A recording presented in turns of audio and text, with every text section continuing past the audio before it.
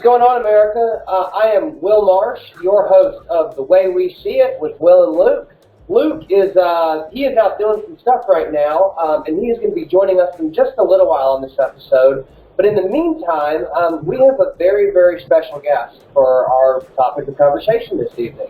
Today is Sunday, the 9th of May, and we have been privileged to be blessed with Catherine Whiteford here, the chairwoman of the Federation of, a lot of syllables there, Federation of Young Republicans. Thank you for joining us, Catherine.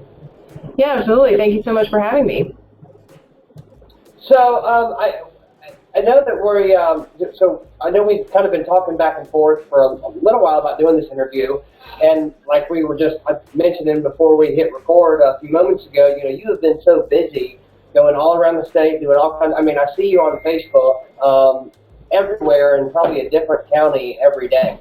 But while we were blessed to have you this evening, I wanted to kind of hear a little bit. I know that people, see you on the news sometimes, see you, in the paper, but what is it that you do? And I mean, I want to know about that work.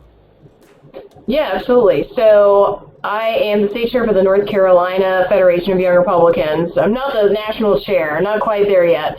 But before that, I was the national committee woman on the board. So I have served on the board in previous positions as well. And so my position as state chair is basically a unpaid, glorified administrator who does a lot of stuff with organizing people. It's a lot of work. I'm not going to lie. It's definitely a somewhat thankless job just because you are having to do a lot of administrative stuff on the back end that no one really sees. But it's also a lot of fun too because you get to meet so many people from all over the state. Just because if you really want to make something out of a position, you can make it a big thing. And so before I was state chair, there was only 8 chapters across the state for Young Republicans, and half of those didn't really meet or do anything. And I think there was like maybe 10 or 20 of the 100 counties in North Carolina that were associated with a chapter at that point in time. But over the past 2 years of me organizing people and going across the state, we now have 30 chapters across the state, and they are associated. We have 30 chapters now. 30? So you went from like 4 to 30? So we had 8 chapters, now we have 30. Oh, yeah, that's huge. I mean, yeah. You really must be traveling. Gosh. Yeah. So I assume that, that just numbers-wise, I'm trying to wrap my head around that. That's big. So, I mean, how much time do you spend on the road now? Because, I mean, North Carolina is a very long state for those 100 counties. Yeah, so over the past couple of weeks, I haven't spent as much time going across the state just because I was celebrating Orthodox Holy Week. So I was with my family in Texas, and that is about 6 hours a day of being in church. So that's a marathon of itself. But before, not just in church, but probably wearing a mask in church, which makes it even more hot. So my dad is the priest over in Texas, and he doesn't believe in masks really. So the church, nobody is wearing masks. There's like a couple of people that wear masks in his church, but he doesn't require masks in their church. And also their church is in Texas, so they don't have a mask mandate anymore. Good for them. It's funny how scared people still are of that. I was in Harris Teeter earlier today, and what was it, 2 or 3 Fridays ago now, Governor Cooper rescinded the mask order in North Carolina. And I was the only person in Harris Teeter not wearing a mask. I don't know. I thought people did it out of obligation before, but really I believe so many people do it out of fear. But no, I appreciate that, and I didn't mean to interrupt. I'm sorry. No, honestly, I don't know where I was at, but I missed when he rescinded the mask mandate. Until just now, I didn't even realize that we had done that. So, that's hilarious. But yeah, in Texas, I was at the mall, and 50% of the people in the mall weren't wearing masks. And that was refreshing to see. Honestly, I was like, wait, is this real life right now? This is so normal, and everyone's acting so normal. North Carolina, and that's the thing. People live in fear about it, but I don't know. Is there still a federal mandate on it? I don't know what Biden said, but I assume if the Democratic governor of North Carolina has rescinded it, he's probably following in line with, like, the Fed, right? I mean, I don't know. Again, you're more politically involved, so there's all kinds of things we can talk about there. Yeah, I mean, again, I don't pay as much attention outside of North Carolina on things. I'm sure Joe Biden wants us to be masked until the end time, so I'm sure that he has something going on. But yeah, I mean, eventually I would like to see us not wearing masks, and I mean, I'm not a COVID denier or anything, but I had COVID, and I mean, I lost my taste and smell during Thanksgiving, which sucked. Oh, that's the worst time of the year that happened. It was the worst time, but aside from that, I mean, I haven't gotten it since then. And honestly, if you are being safe, and I mean, especially now after most people have been vaccinated, I mean, why are we still hurting small businesses and just businesses in general by continuing with this? That's a great point. You know, every doctor I've ever talked to since this came about has told me that if it was up to them, we wouldn't wear masks at all. This is coming from physicians because every conversation I've been in, they tell me that the best thing we could do is overexpose ourselves to germs. And the analogy I've been given over and over again is that, you know, kids that grow up out, you know, in the woods and on farms, swimming in cow ponds and eating dirt, you know, after their childhood, they don't get sick a lot because they've been exposed to germs, and so you build up the body's natural immunity. And we're not allowing ourselves to do that by cleaning everything and keeping masks on. And as a result, people are only going to get more sick because their immunity is weaker versus not really because of COVID itself. Yeah. Oh, I'm sorry. I didn't mean to get on a tangent about that. It's been building up since December of 2019. So. Oh, no, I mean, at first I think that everyone was on board, but we're at this point where it's just, if you're sick, stay home. If you are an elderly person, wear a mask if you're worried about it, and get vaccinated. Yeah. So how is this affected? I mean, we were just talking about the numbers of your organization from where it was kind of when you got involved to where you've been able to grow it to in recent times, which again is impressive because of this COVID-19 sidebar we've been going on here. But how has that affected y'all's growth, y'all's fundraising, as well as y'all's activism, which I guess is the most important part? Yeah, so we actually have, let's see, I think this is probably not an accurate number, but we've chartered around 6 clubs within COVID. Really? So, yeah, and it's actually, there were 2 chapters that we chartered at the beginning of COVID, too. I mean, it never really stopped our growth when it comes to chapters.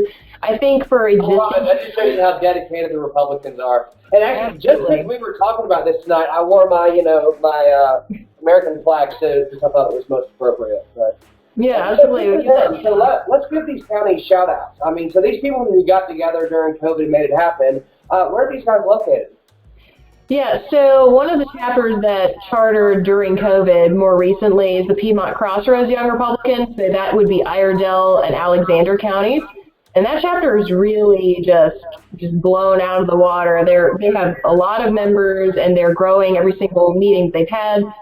We have started 3 new chapters in the eastern part of the state, which I'm really excited about.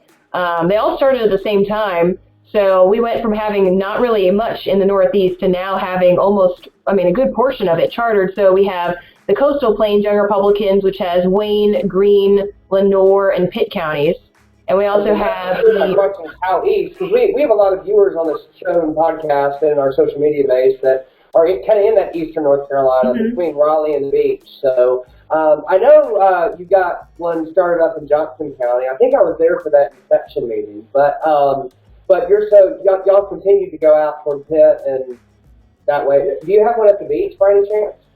Yeah, so we have the Lower Cape Fear Young Republicans, which that one has Brunswick, Pender, and New Hanover counties. So that one's a 3-county chapter, and they've actually been around for quite some time. They've been for a very consistent chapter. And then the other 2 chapters that we just started, we have the Albermarle Young Republicans, so the Outer Banks. So it's like a couple of the finger counties. I think it's Pasquotank, Perquimans, Camden, and Dare, I think or Currituck. It's one of the, I don't have the list in front of me, but it's over there in the far east.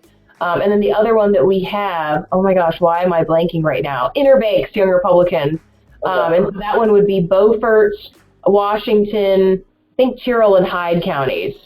So, Republican? So, no matter where you live in this state, when y'all go to the beach, you go on vacation, y'all still got a place you can go join a meeting. Absolutely, yeah. So we have chapters from the Crystal Coast all the way up to the Smoky Mountains. And actually now further, the Outer Banks. Yeah, we were just talking about how long of a state North Carolina is. That's a lot of territory. I mean, that's like your own army. Yeah, and so yeah, we now have over 500 members across the state. And the chapters that we do have are associated with around 70 of the 100 counties. So we went from maybe 15, 20 counties that were associated. Now we have almost a little over 70. So trying to get the rest of those counties in, and then we'll have the entire map complete. Wow, one thing I've always heard in sales and business is there's a saying that is, if you can't measure it, then you can't manage it. And you really are able to measure this well. You know your numbers and you have that down pat, which is impressive. And I mean, it sounds like y'all are in great hands. So with COVID starting to release, with all this organization, I assume y'all are going to be having more events. I mean, so what in the coming year? What do people have to look forward who are listening to this or who want to get involved? What are some of the things that are upcoming that people could get involved in now that you're organizing and that COVID is being lifted? Yeah, so before I get into that, I did want to just quickly mention that last year, because you did ask me, like, how do we do during COVID?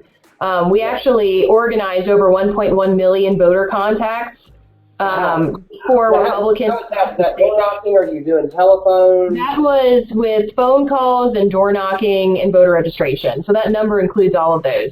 But we did over 1.1 million voter contacts, which made up a tenth of what the GOP in North Carolina did as an entire state.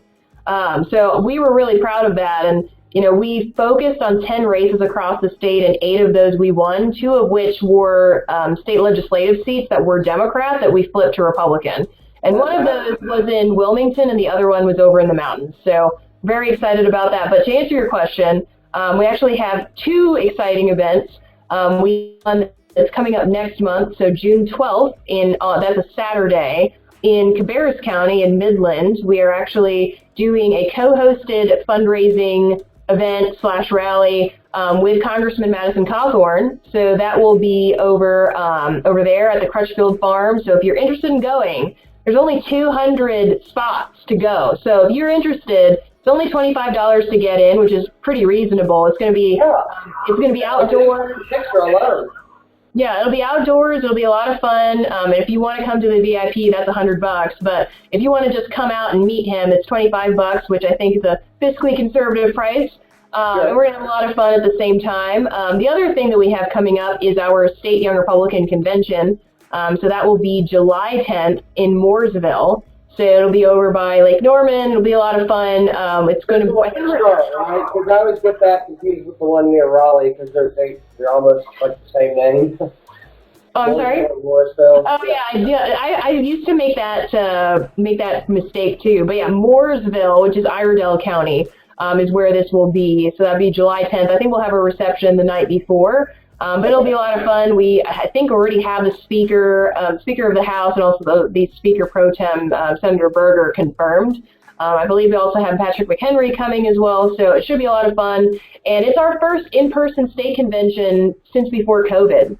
So when I got elected in 2019, that was our last in-person state convention. Last year we had to do ours virtually, which was unfortunate, but we were in the thick of it, and every single venue that we wanted to do it at was canceling on us, so we just had to do it virtual. But this year, though, we will do it in person, which I'm really excited about. So that will begin July 10th, and we are going to be posting some information about that in the coming days. And then, if you're interested in the national level of things, the National Young Republican Convention is July 21st through 25th, and that will be in Indianapolis. So we actually send a delegation of North Carolina YRs to our national convention, and we have about 30 people to send. So if somebody's interested in going and you're between 18 and 40 in our state, just let me know and reach out to our page, ncyoungrepublicans.com. That would be neat. Yeah, I mean, that sounds fun, and especially you're talking about the reception the night before, so everybody can get together. And like you said, the prices are good. So, and they can all go to Indianapolis, like you were saying. Y'all are charter. It's like a bus everybody's going to go on, or y'all going up together? You said. So we haven't decided that, just because there's some people who I think will want to pay their own way and may not want to be in a bus with a bunch of people for 10 hours. Yeah. So we're still trying to determine how we want to do that, but we want to make it as financially feasible for as many people, because I mean, it is kind of expensive to be going up there with registration costs and all that. So we're going to be raising money in order to help people that legitimately want to go and want to be involved but may not be able to afford it. So that's what our fundraiser with Cawthorn will help towards. And then if anybody just wants to help donate to us, we do a lot for the Republican Party with electing Republicans. So this is a way to be able to give back to us and be able to let us participate with other young Republicans across the state and the nation. Wow, I couldn't agree more, and it's very well put. Thank you for sharing that. I mean, both of those sound like really fun events, and I look forward to it. I think you said a moment ago, Catherine, if people wanted to get up to you guys, you named your Facebook page, but if you can kind of let us know real quick the rundown. I mean, for anybody listening to this who, would want to get involved or reach out to you guys, depending upon where they are, what's y'all's Facebook, Instagram, Twitter, website? Give us all that.